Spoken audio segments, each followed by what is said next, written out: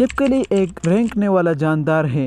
ये दुनिया भर में आम पाया जाता है और मुख्तलिफ अक़साम और साइज़ के मौजूद होते हैं। छिपकली का जिस्म लंबा, पतला और चमकदार होता है। इसकी दुम होती है जो दिफाई निज़ाम का हिस्सा है। अगर दुश्मन उसे पकड़ ले तो दुम टूट जाती है और दोबारा बढ़ जाती है। इसके जिस्म पर छोटे छोटे छिलके होते हैं। छिपकली ज़्यादातर हशरात खाती हैं, जैसे मच्छर, मक्खी और दीगर छोटे कीड़े। बाज़ बड़ी अक़साम छोटे परिंदे या दीगर जानदारों को भी खा सकती हैं। छिपकली ज़्यादातर गर्म इलाकों में पाई जाती हैं और घरों, दीवारों और बागात में आम नज़र आती हैं। ये अंधेरे और गर्म जगहों को पसंद करती हैं। बाज़ अक़साम जहरीली भी होती हैं, लेकिन आम तौर पर घरों में मौजूद छिपकलियाँ जहरीली नहीं होती। इस्लामी तालीमात में छिपकली को नुकसानदेह और मुज़ी जानवरों में शुमार किया गया है। छिपकली को मारने के बारे में कुरान व हदीस में वाज़ेह रहनुमाई मिलती है। साइंस के मुताबिक छिपकली का किरदार माहौल में अहम है, क्योंकि कीड़ों की तादाद को कंट्रोल करती है। लेकिन घरेलू माहौल में इसे नुकसानदेह समझा जाता है, क्योंकि खाने पीने की चीज़ों को आलूदा कर सकती हैं।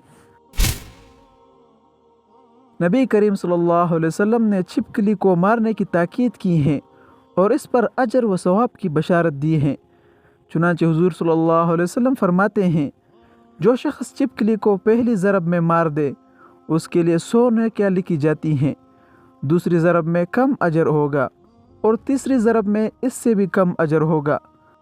अगरचे कुरान पाक में छिपकली का ख़ास तौर पर ज़िक्र नहीं आया, लेकिन नुकसानदेह या मुज़ी जानवरों को ख़त्म करने के अमूमी अहकाम मौजूद हैं। पहली ज़रब में मारने से 100 नेकियां हासिल होती हैं।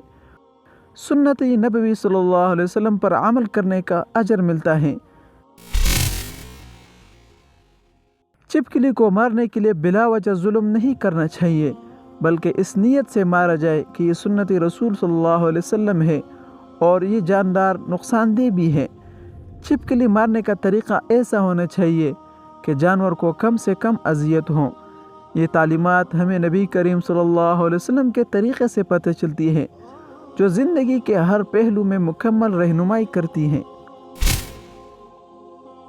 छिपकली एक आम जानदार है जो घरों में पाया जाता है और इसे नुकसानदेह या मुज़ी जानदारों में शुमार किया जाता है। दीन इस्लाम में छिपकली को मारने की इजाज़त दी गई है और इस अमल पर अजर भी होगा। अल्लाह ताला हमें इस दीन पर अमल करने की तौफीक अता फ़रमाए। आमीन या रब्बल आलमीन।